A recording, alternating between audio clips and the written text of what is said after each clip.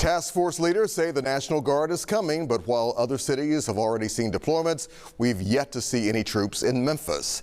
The conversation has filled our city for weeks now, but one side we have heard very little from is the side of the men and women who are being sent here. We're joined now by military veteran Christopher West to jump in on that conversation. Chris, welcome to 3 at 3. Good to see you. Yes, sir. You are an author, a retired military officer, and you support the deployment. You call it long overdue. Why so? Well, we have a plethora of crime, and we have a lot of evil actors out here that are just doing whatever they want at will, and we need to take back control of our cities.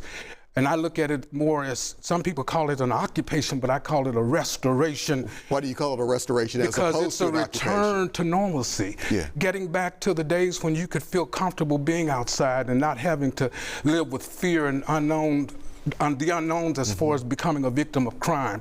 I think that Memphis has tremendous potential, but we need to invest in it, and particularly from the standpoint of law enforcement. But Chris, as you well know, you've probably heard the debate. I know you have. Some people are already questioning the constitutionality, the legality of having the National Guard coming to Memphis, Tennessee, or the state of Tennessee, period. What are your thoughts there? Well, the president has three options that he can do that the Constitution allows him to do. The first one is to quell insurrections, and also to quell insurrections, and then he can also stop civil unrest, and lastly, invasions. He can do those without any interest, without any concerns, because it'd be in the interest of national security.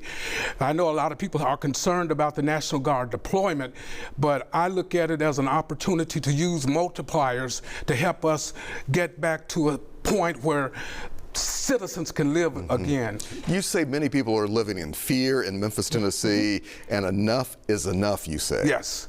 How can we reclaim, how can we restore our neighborhoods, our communities for that matter? One thing we can do is support our government and not have so much division. Like I told you before, I'm neither Democrat nor Republican. I'm just a citizen that is committed to the Constitution and the people of this great nation. That's who I always have been for, and I'm going to stand that way. And so I don't have no vested interest, but what I look for is a government that is of the people, for the people, and by the people. Chris, at the same time, we are hearing just locally from our police department that that our stats, our crime numbers are at a 25-year low. So again, some people will ask, well, why do we need the National Guard then if we're making, at least on the surface, some progress? Well, I will tell you this as being a student of learning. Statistics can be skewed any way you want them, depending upon the sampling method and the way that you do it. And so you have to take that in consideration. It's not an exact science.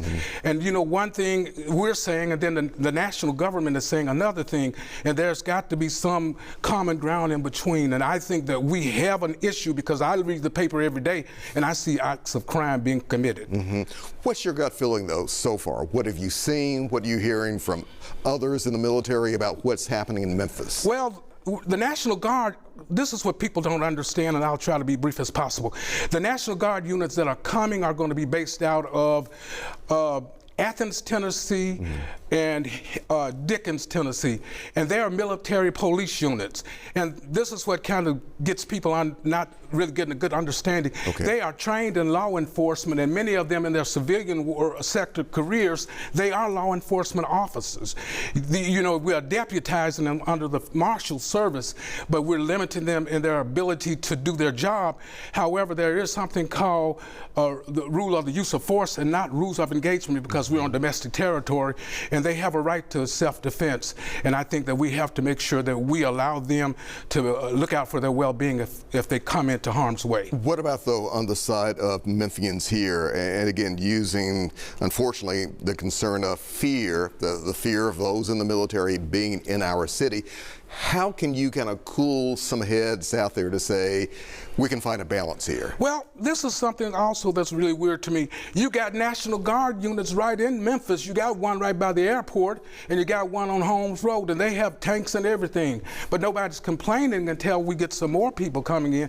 And I just feel like that's just a bunch of bovine fecal matter. So with that in mind, Chris, what's the takeaway? Let's say after the Guard, whenever they do arrive and they eventually do leave, what can we learn? How can we better take care of our own city, our own communities, our own neighborhoods? Well, we should take where we are once we get to the point where we can get control. We need to plus up our law enforcement, because they're down at least almost 500 or 600 officers. And we need more people willing to stand up and say, I'll serve my country, I'll serve my neighborhood for the greater good. And we need to stop getting caught up into self-interest and focus on the common good. And when we do that, we'll be that city that'll be a city upon a hill for a light for all the other cities to emulate. So you're still optimistic that can happen? I'm hopeful, and I feel like the military presence will help bring that about, along with the other federal agencies. Christopher West, we appreciate you being here, sharing a different perspective as this conversation continues. Thank you, sir. All right, good to see you.